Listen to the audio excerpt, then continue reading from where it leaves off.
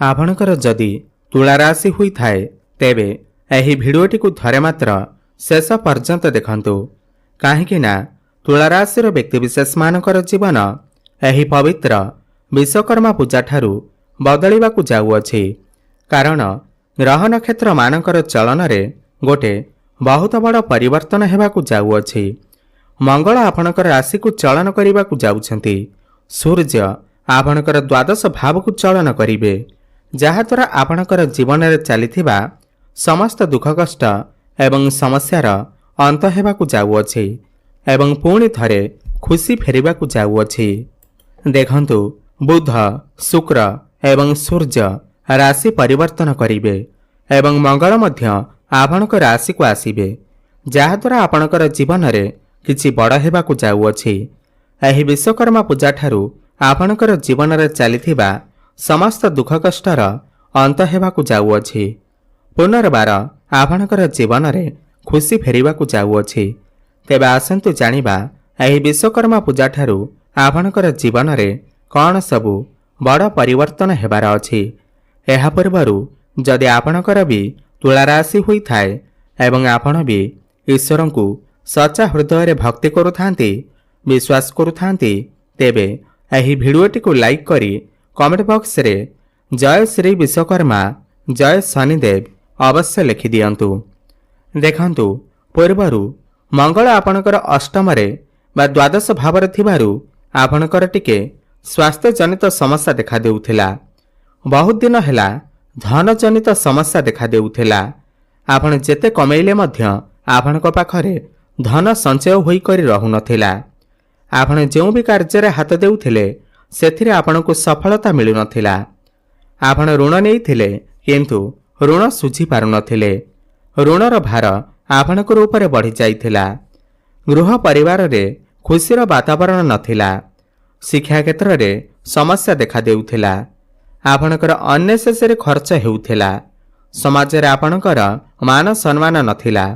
आपणको चाकरी प्राप्ति होई पारु नथिला। संतान संतति पाई आपण चिंतित थिले। आपणकर व्यापार वाणिज्य रे लॉस हेउथिला।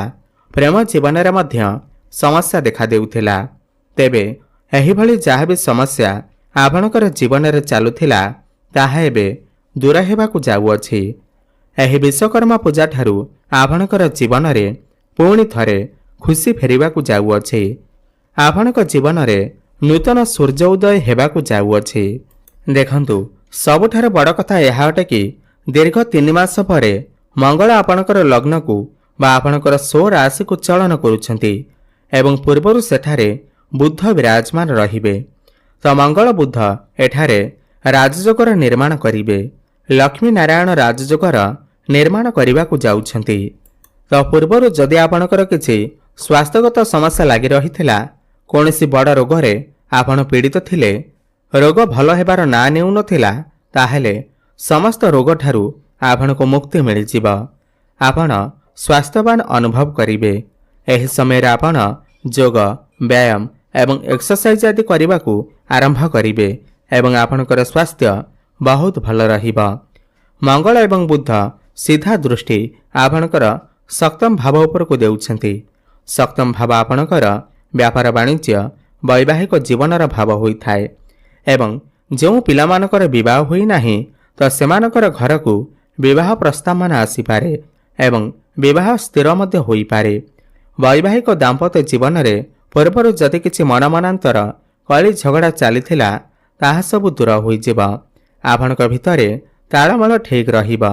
आपणकर लाइफ पार्टनर क्यारियर रे मध्य ग्रोथ आसीबो। वैवाहिक दाम्पत्य जीवन पूर्व अपेक्षा बहुत भलरे चलिबो। जो नूतन दंपति माने संतानर आशा रखिछंती गुरु आपणकर भाग्यस्थान रे पुनर्वसु नक्षत्र रे थिबारु तो सेमानकर सेही मनस्कामना पूर्ण हेबो। आपणकु संतान सुख मध्य प्राप्ति हेबो। आपण चेष्टा जारी रखंतु एवं जो व्यक्ति विशेष माने व्यापार वाणिज्य करुछंती तो सेमानकु व्यापार वाणिज्य रे उन्नति देखिबा को मिलिबो। नुआ नुआ आइडिया आपणक मन रे आसी पारे एवं आपण नूतन व्यापार मध्य आरंभ करि पारंती। पार्टनरशिप रे जदि आपण व्यापार वाणिज्य आरंभ करुछंती ताहेले आपणकु शुभफल प्राप्ति हेबो। भविष्य रे आपणकु लाभ प्राप्ति हेबो। କନଷ୍ଟ୍ରକ୍ସନର କାମରେ, ଫାଇନାନ୍ସିଆଲ କାମରେ, ବ୍ୟୁଟି ପାର୍ଲର, ଷ୍ଟେସନାରୀ ସପ୍ ଏବଂ ଯେଉଁମାନେ ବି ସିଙ୍ଗର ଅଛନ୍ତି, ମଡେଲିଂ କ୍ଷେତ୍ରରେ ଅଛନ୍ତି, ସେମାନଙ୍କୁ ଅଧିକ ସଫଳତା ପ୍ରାପ୍ତି ହେବ। ଖାସ୍ କରି ଏହି ବିଶ୍ୱକର୍ମା ପୂଜା ପରେ ଆପଣଙ୍କର ବ୍ୟାପାର ବାଣିଜ୍ୟ ବହୁତ ହିଁ ଭଲ ରହିବ। ଦେଖନ୍ତୁ, ଆପଣଙ୍କର ରାଶିର ଅଧିପତି ଶୁକ୍ର ଆପଣଙ୍କର ଏକାଦଶ ଭାବରେ ଲାଭ ଭାବରେ ବିରାଜମାନ ଅଛନ୍ତି। ତ ଏହି ବିଶ୍ୱକର୍ମା ପୂଜା ପରେ ଆପଣଙ୍କୁ ସମସ୍ତ କ୍ଷେତ୍ରରୁ ଲାଭ ହିଁ ଲାଭ ପ୍ରାପ୍ତି ହେବ। ତାହା ଚାକିରି କ୍ଷେତ୍ର ହେଉ, ବ୍ୟାପାର ବାଣିଜ୍ୟ ହେଉ, ଶିକ୍ଷା କ୍ଷେତ୍ର ହେଉ, କ୍ୟାରିୟରରେ ହେଉ, ସମସ୍ତ କ୍ଷେତ୍ରରେ ଆପଣଙ୍କୁ ଲାଭ ପ୍ରାପ୍ତି ହେବ। ବଡ଼ ଭାଇ ଭଉଣୀଙ୍କର ସପୋର୍ଟ ଆପଣଙ୍କୁ ପ୍ରାପ୍ତି ହେବ। ଯେଉଁମାନେ ସେୟାର ମାର୍କେଟ, ଷ୍ଟକ୍ ମାର୍କେଟ ଏବଂ ଟ୍ରେଡିଂରେ କାମ କରୁଛନ୍ତି, ସେମାନଙ୍କୁ ଆକସ୍ମିକ ଭାବରେ ଧନ ଲାଭ ହେବାର ମଧ୍ୟ ଯୋଗ ବନୁଅଛି। ଆପଣ କୌଣସି ସ୍ଥାନରେ ପୁଞ୍ଜି ନିବେଶ କରି ବଡ଼ ଧନ ଲାଭ ମଧ୍ୟ କରିପାରିବେ। କୌଣସି ସ୍ରୋତରୁ ଆପଣଙ୍କୁ ଧନ ପ୍ରାପ୍ତି ହେବ। ଧନ କମାଇବା ପାଇଁ ଆପଣଙ୍କୁ ନୂଆ ନୂଆ ବାଟ ମିଳିଯିବ। ଗୁପ୍ତ ଧନ ପ୍ରାପ୍ତି ହେବାର ମଧ୍ୟ ଯୋଗ ବନୁଅଛି। କିମ୍ବା ଆପଣ ଯଦି କାହାକୁ କିଛି ପଇସା ଧାର ଆକାରରେ ଦେଇଥିଲେ, ସେହି ପଇସା ଆପଣଙ୍କୁ ଫେରସ୍ତ ମିଳୁନଥିଲା, ତ ଆପଣଙ୍କୁ ଏହି ସମୟରେ ସମସ୍ତ ପଇସା ଫେରସ୍ତ ମିଳିଯିବ। ଶୁକ୍ର କେତୁଙ୍କ ସହିତ ଥିବାରୁ ଆପଣଙ୍କର ମନ ସ୍ପିରିଚୁଆଲ ଆଡ଼କୁ ଗତି କରିବ। ଆଧ୍ୟାତ୍ମିକତା ଆଡ଼କୁ ଆପଣ ମନ ଦେବେ। ଆପଣ କୌଣସି ଧାର୍ମିକ ସ୍ଥାନକୁ ଯାତ୍ରା କରିପାରନ୍ତି। କାହିଁକି ନା ଗୁରୁ ମଧ୍ୟ ଆପଣଙ୍କର ଧର୍ମସ୍ଥାନ ମାନେ ଭାଗ୍ୟସ୍ଥାନରେ ବିରାଜମାନ ଅଛନ୍ତି। ପୁଣି ପୁନର୍ବସୁ ନକ୍ଷତ୍ରରେ ଅଛନ୍ତି। ଆପଣ କୌଣସି ଧାର୍ମିକ ସ୍ଥାନକୁ ଯାତ୍ରା କରିପାରନ୍ତି କିମ୍ବା କୌଣସି ଧାର୍ମିକ କାର୍ଯ୍ୟରେ, ଏନ୍ଜିଓରେ କିଛି ପଇସା ମଧ୍ୟ ଖର୍ଚ୍ଚ କରିପାରନ୍ତି। ଆପଣ କିଛି ବଡ଼ କାର୍ଯ୍ୟର ଆରମ୍ଭ କରିପାରନ୍ତି, ବଡ଼ ଇନଭେଷ୍ଟମେଣ୍ଟ କରିପାରନ୍ତି କିମ୍ବା ଘରକୁ କୌଣସି ବଡ଼ ଜିନିଷ କ୍ରୟ କରିକି ଆଣିପାରନ୍ତି। କୌଣସି ମେସିନ୍ ଜିନିଷ ଆପଣ କିଣିକି ଆଣିପାରନ୍ତି। ଆପଣ କିଛି ଭୂମି, ପ୍ରପର୍ଟି, ଜମି କିମ୍ବା ନୂତନ ଯାନବାହନ ଇତ୍ୟାଦି କ୍ରୟ କରିପାରନ୍ତି। ପିତାଙ୍କ ସହିତ ଆପଣଙ୍କର ସମ୍ପର୍କ ବହୁତ ଭଲ ରହିବ। ପିତାଙ୍କର ସାହାଯ୍ୟ ସହଯୋଗ ଆପଣଙ୍କୁ ପ୍ରାପ୍ତି ହେବ। ପୈତୃକ ସମ୍ପତ୍ତିରୁ ଆପଣଙ୍କୁ ଲାଭ ମଧ୍ୟ ପ୍ରାପ୍ତି ହେବ। ଗୁରୁ ଏଠାରେ ବସି ଆପଣଙ୍କର ଲଗ୍ନକୁ, ଆପଣଙ୍କର ତୃତୀୟ ଭାବକୁ, ପଞ୍ଚମ ଭାବକୁ ଦୃଷ୍ଟି ଦେଉଛନ୍ତି। ଲଗ୍ନକୁ ଦେଖିବାର ମାନେ ହେଲା ଆପଣଙ୍କୁ ଏହି ବିଶ୍ୱକର୍ମା ପୂଜା ପରେ ସମାଜରେ ମାନ ସମ୍ମାନ ପ୍ରତିଷ୍ଠା ପ୍ରାପ୍ତି ହେବ। ଲୋକପ୍ରିୟତା ବଢ଼ିବ। ଆପଣଙ୍କ ଭିତରେ ଜ୍ଞାନ ଏବଂ ବୁଦ୍ଧି ବଢ଼ିବ। ଆପଣ ସମାଜରେ ନାଁ କମେଇ ପାରିବେ, କିଛି ବଡ଼ କାମ କରିପାରନ୍ତି। ତୃତୀୟ ଭାବକୁ ଦେଖିବାର ମାନେ ହେଲା ଯେଉଁ ବ୍ୟକ୍ତିବିଶେଷମାନେ ଅନଲାଇନରେ କାମ କରୁଛନ୍ତି, ଡିଜିଟାଲ ମାର୍କେଟିଂର କାମ କରୁଛନ୍ତି, ସେମାନଙ୍କୁ ଅଧିକ ସଫଳତା ପ୍ରାପ୍ତି ହେବ। ଏହି ବିଶ୍ୱକର୍ମା ପୂଜା ପରେ ଆପଣ ବହୁତ ଅଧିକ ଛୋଟ ମୋଟ ଜାଗାକୁ ଯାତ୍ରା କରିପାରନ୍ତି। ଆପଣ ଟିକେ ଅଧିକ ପରିଶ୍ରମ କରିପାରନ୍ତି। କିନ୍ତୁ ଖାଦ୍ୟ ଖାଇଲା ବେଳେ ଖାଦ୍ୟପେୟରେ ଟିକେ ନିୟନ୍ତ୍ରଣ ରକ୍ଷା କରନ୍ତୁ, ନହେଲେ ଆପଣଙ୍କର ଟିକେ ମୋଟାପଣ ବଢ଼ିଯାଇପାରେ। ପଞ୍ଚମ ଭାବକୁ ଦେଖିବାର ମାନେ ହେଲା ପଞ୍ଚମ ଭାବ ଆପଣଙ୍କର ଶିକ୍ଷା କ୍ଷେତ୍ର, ପ୍ରେମ ଜୀବନର ଭାବ ହୋଇଥାଏ। ତ ଶିକ୍ଷା କ୍ଷେତ୍ରରେ ଆପଣ ବହୁତ ଅଧିକ ଉନ୍ନତି କରିବେ। ଆପଣ ଉଚ୍ଚଶିକ୍ଷା କରିବା ପାଇଁ ବାହାରକୁ ଯାଇପାରନ୍ତି। ଏହି ବିଶ୍ୱକର୍ମା ପୂଜା ପରେ ଯଦି ଆପଣଙ୍କର କିଛି ଏକ୍ଜାମ ଅଛି, କମ୍ପିଟେଟିଭ୍ ଏକ୍ଜାମ ଅଛି, ପ୍ରତିଯୋଗିତାମୂଳକ ପରୀକ୍ଷା ଅଛି, ତେବେ ସେଥିରେ ଆପଣ ନିଶ୍ଚିନ୍ତ ଭାବରେ ଉତ୍ତୀର୍ଣ୍ଣ କରିବେ। ସମସ୍ତ ଇଣ୍ଟରଭ୍ୟୁରେ ଆପଣଙ୍କୁ ସଫଳତା ପ୍ରାପ୍ତି ହେବ। ଆପଣ କୌଣସି ନୂତନ ସ୍ଥାନରେ ଆଡମିସନ୍ ନେଇପାରନ୍ତି। ପାଠପଢ଼ାରେ ଆପଣ କିଛି ନା କିଛି ବଡ଼ ପରିବର୍ତ୍ତନ କରିପାରନ୍ତି। ପ୍ରେମ ଜୀବନରେ ମଧ୍ୟ ଆପଣଙ୍କୁ ସଫଳତା ପ୍ରାପ୍ତି ହେବ। ଆପଣଙ୍କର ଭଲ ପାଇବା ବିବାହର ରୂପ ମଧ୍ୟ ନେଇପାରେ। ଯେଉଁମାନଙ୍କର କଥାବାର୍ତ୍ତା ବନ୍ଦ ହୋଇଯାଇଥିଲା, ବ୍ରେକଅପ୍ ଆଦି ହୋଇଯାଇଥିଲା, ସେମାନଙ୍କର ପୁଣି ଥରେ କଥାବାର୍ତ୍ତା ହୋଇପାରେ।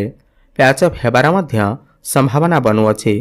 ପୂର୍ବରୁ ଆପଣଙ୍କର ପ୍ରେମ ଜୀବନରେ ଯାହା ବି କିଛି ସମସ୍ୟା ଥିଲା, ଯାହା ବି କିଛି ମନ ମନାନ୍ତର ଥିଲା, ତାହା ସବୁ ଧୀରେ ଧୀରେ ଦୂର ହୋଇଯିବ। ପ୍ରେମ ଜୀବନରେ ଆପଣଙ୍କୁ ସୁଖ ପ୍ରାପ୍ତି ହେବ।